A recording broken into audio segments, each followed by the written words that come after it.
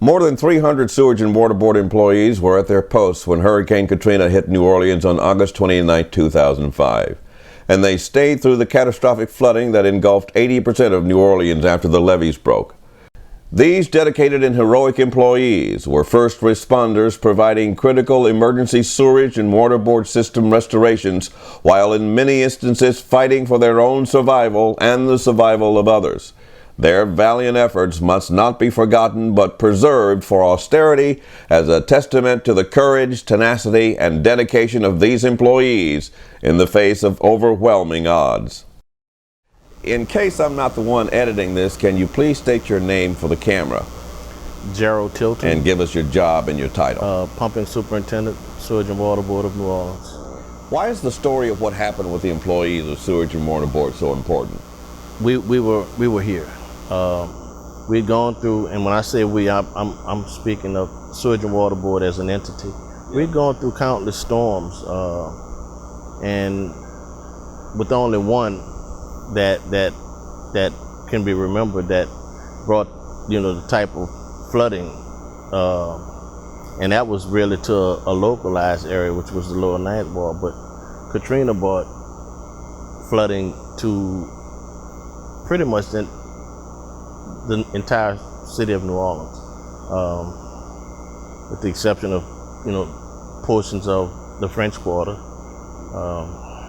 It was pretty much citywide. In your 34 years with the Sewage and Water Board, did you ever expect to see such a disaster? Expected to see that type of catastrophic flooding. Never. I knew, and I have a kind of an understanding of how the city is built. I know we're encapsulated, with levee systems, natural, man-made, around the city, and so therefore I know that every drop of rain that hits the ground, it has to be lifted and pumped out of the city. But I've seen several storms in my tenure with the Sewage and Water Board, but we've always been able to maintain, keeping the citizens dry. Maybe, some water on the streets, maybe some cars getting water in them, but nothing that would ever,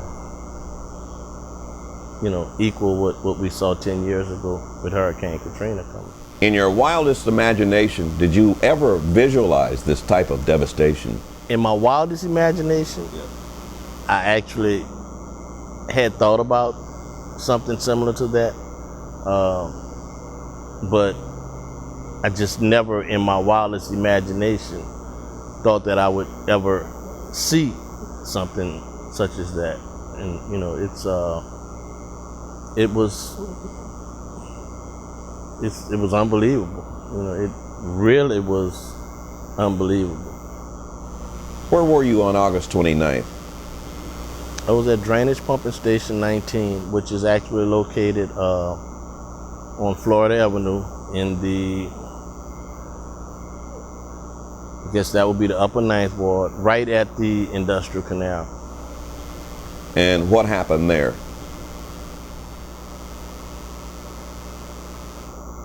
Began just as normal, the way things normally began.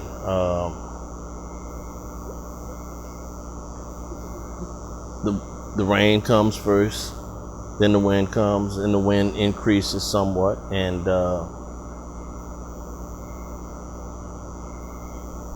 you pump water. You just keep doing what we train. What we do, and that's to remove the water from the streets. And we were doing our job. We were doing what was needed to be done. Then what happened when things got hairy? When things got hairy, the power went off first, and unfortunately at that time we did have a backup generator system in a completely isolated building next door to the pumping station proper. So we lost communication with them, So they had no way of actually communicating at that time to let them know, I need you to start the generator. We need to manipulate some electrical equipment to take energy off of our grid and then stop actually generating power with our diesel generators.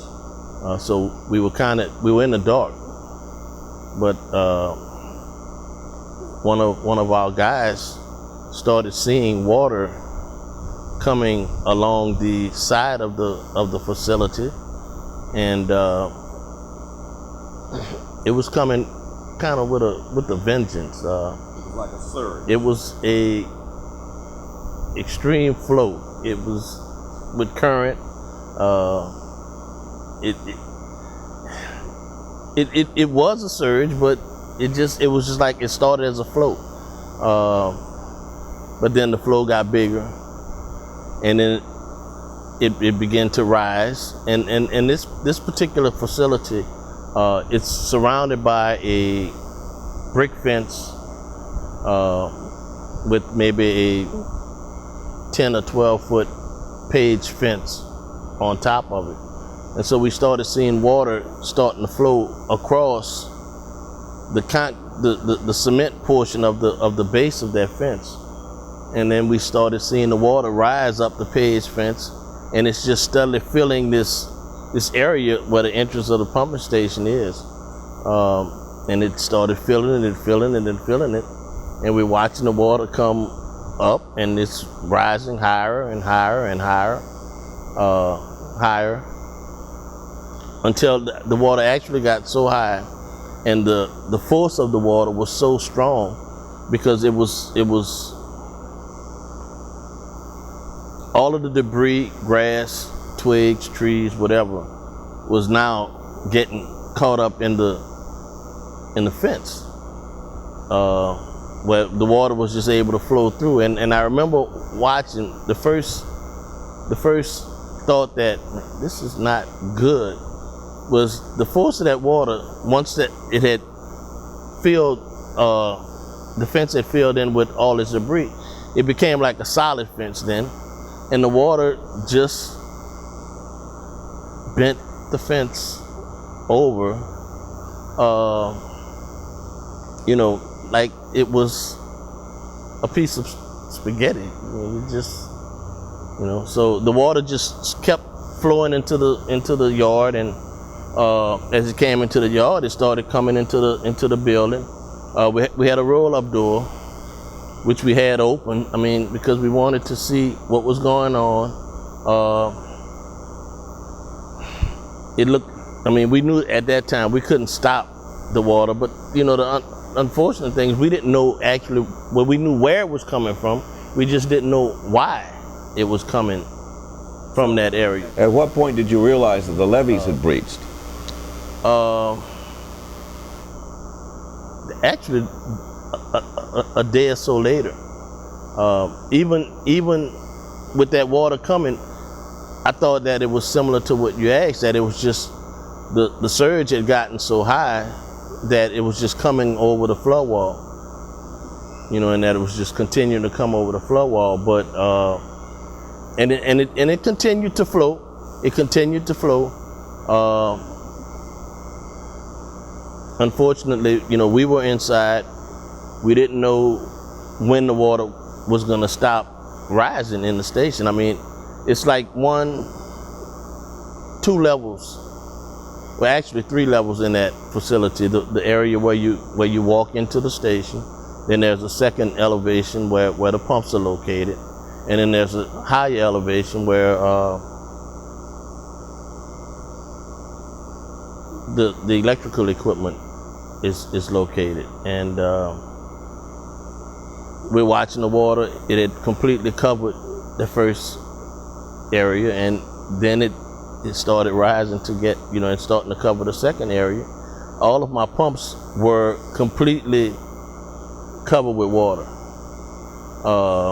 and the water was still rising.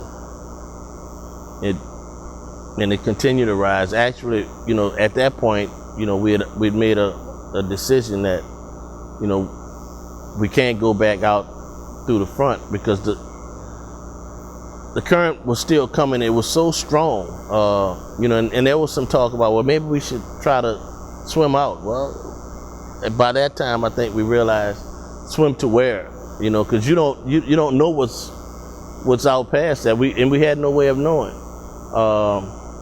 So we decided to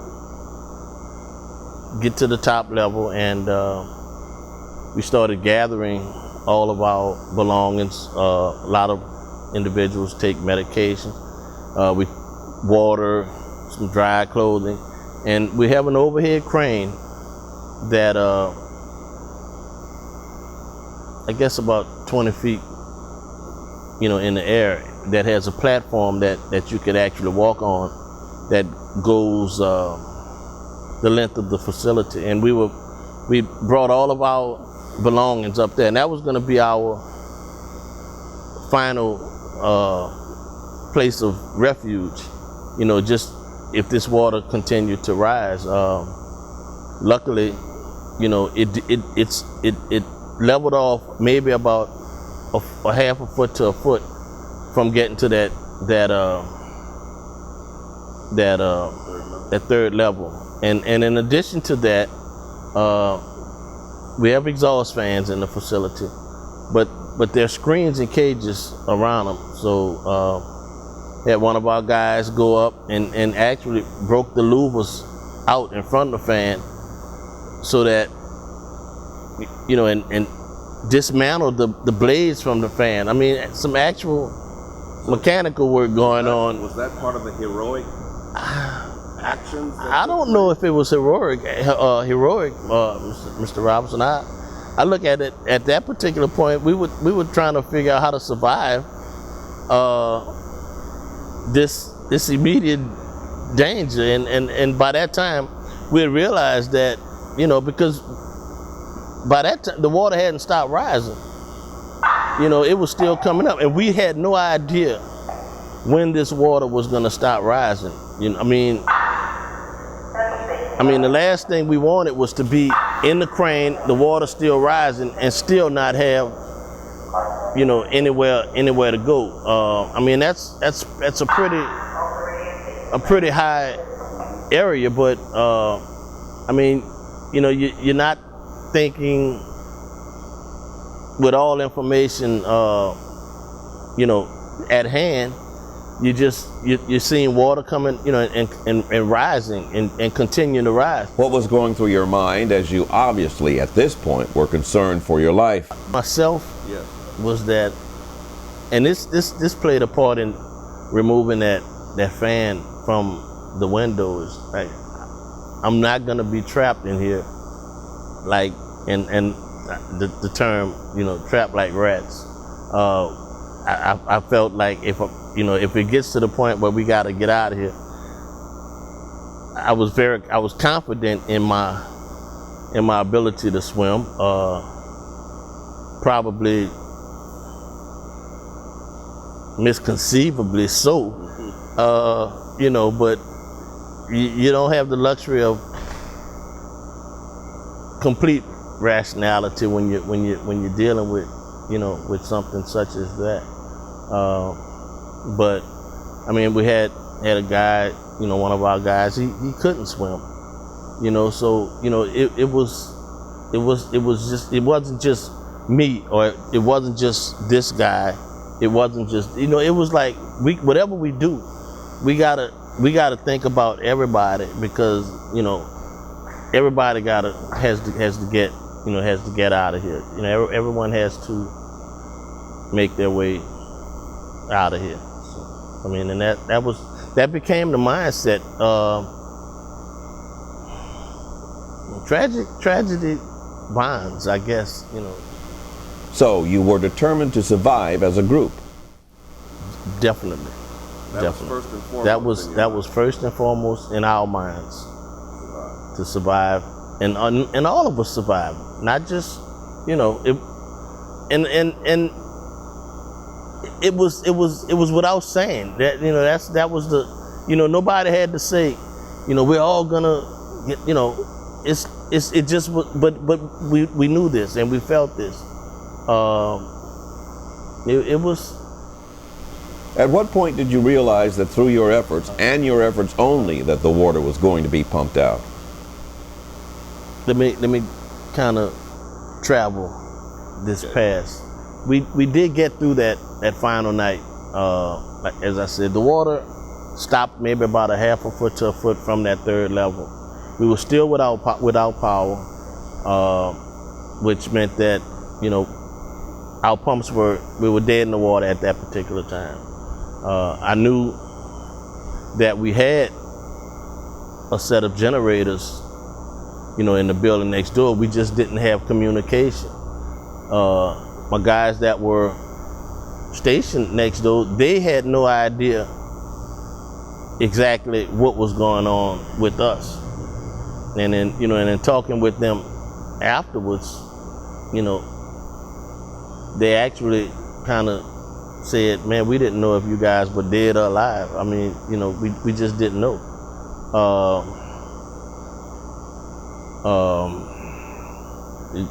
They didn't know. But once we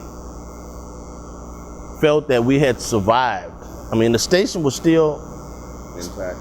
surrounded with water. When the flow, the water did start to recede some, and it receded to a point where the pumps themselves were maybe like a quarter of the way covered. They still had water on the on that second level. So I mean, we knew that in order to get that water out of there, we would have to start removing it. I mean, we still didn't know that the levee was breached. We had no idea. So this was Monday morning when the water first started coming in. It was like 4 o'clock in the morning.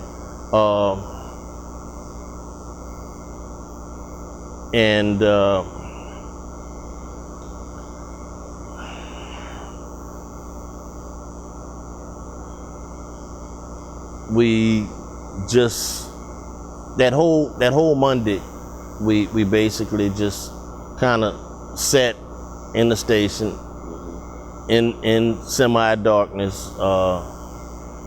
It was August is a pretty hot month, as you know, and I don't know if you remember, but August of '05 was extremely hot. Oh, I remember. So, you know, we just sat there and we baked and we thank God that, you know, that we had made it out of there, that we survived. At least we had survived, you know, and that was a lot to be thankful for.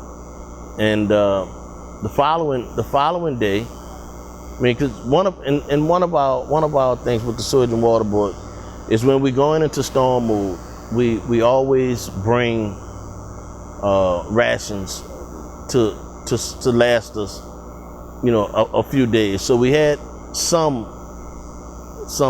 rations that we had brought. You know, individuals who didn't bring enough. Again, that cohesive spirit, man. Here, take some. You know, you can have what I have. You have. You know, and it you know, that's something that I'll never really forget. You know, the way individuals pulled together. But when Tuesday morning came, and we were still sitting there in the dark, we hadn't talked to anyone from the outside, none of the other stations. I had no idea what was going on at any other facilities. And the whole area was surrounded with water. So we knew that we had to get to that generator building to at least see what it was that was going on. Myself and one of my co-workers decided, well, we're gonna put on some life jackets and we're gonna swim out of here and make our way to the building next door. And we did.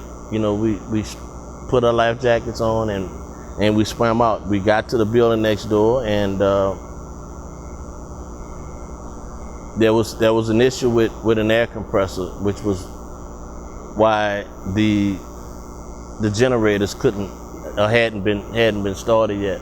So we took care of that, got the generators up and running, and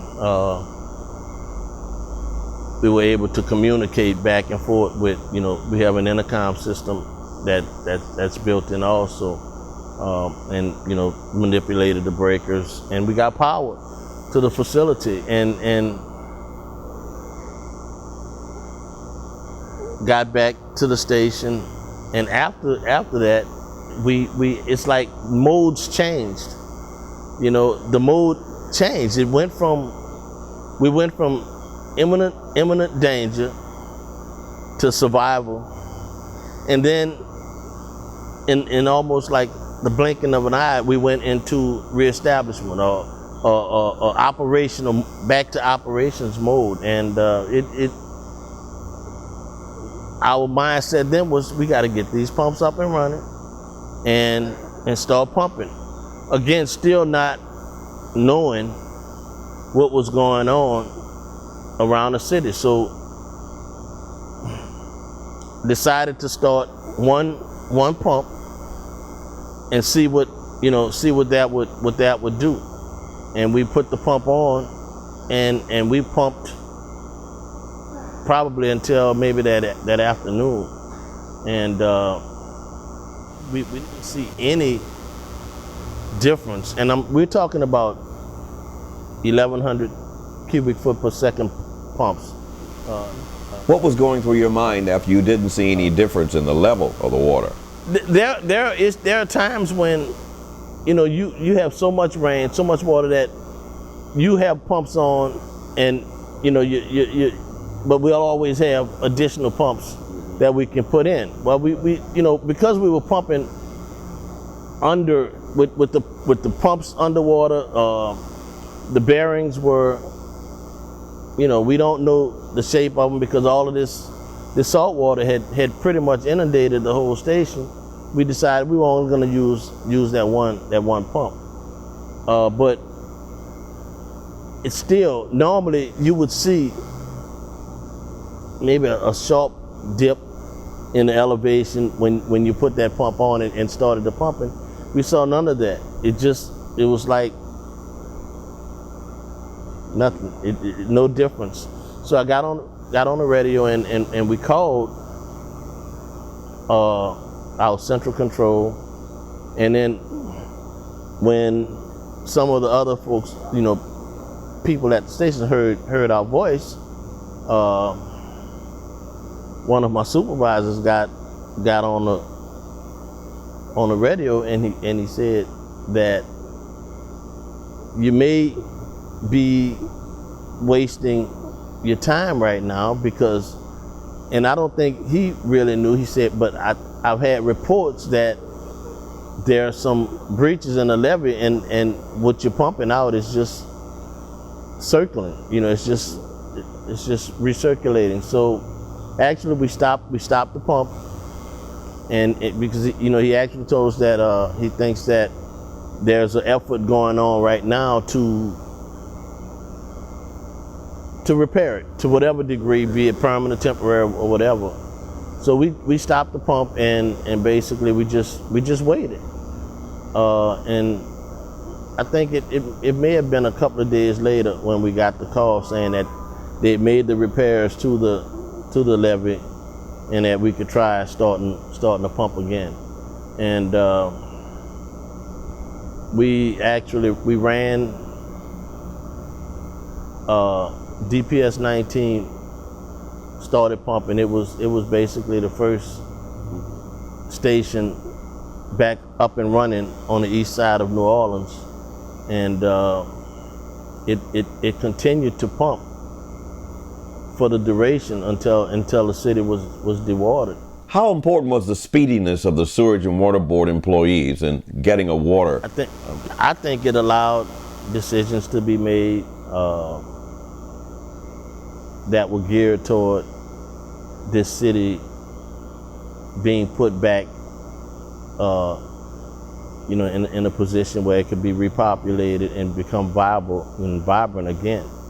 And I mean, the workers of, and the employees of the Sewage and Water Board is basically the prime reason that took place. That's sometimes the longer you wait and the longer things linger, mindsets change, focus changes, goals change, but this place was put dry again. There were reports the city is never gonna be what it'll never be a New Orleans. And some individuals were even saying it shouldn't be, and they weren't New Orleans people. They weren't New Orleans people. They were other people. But this is our home. This is where we live, and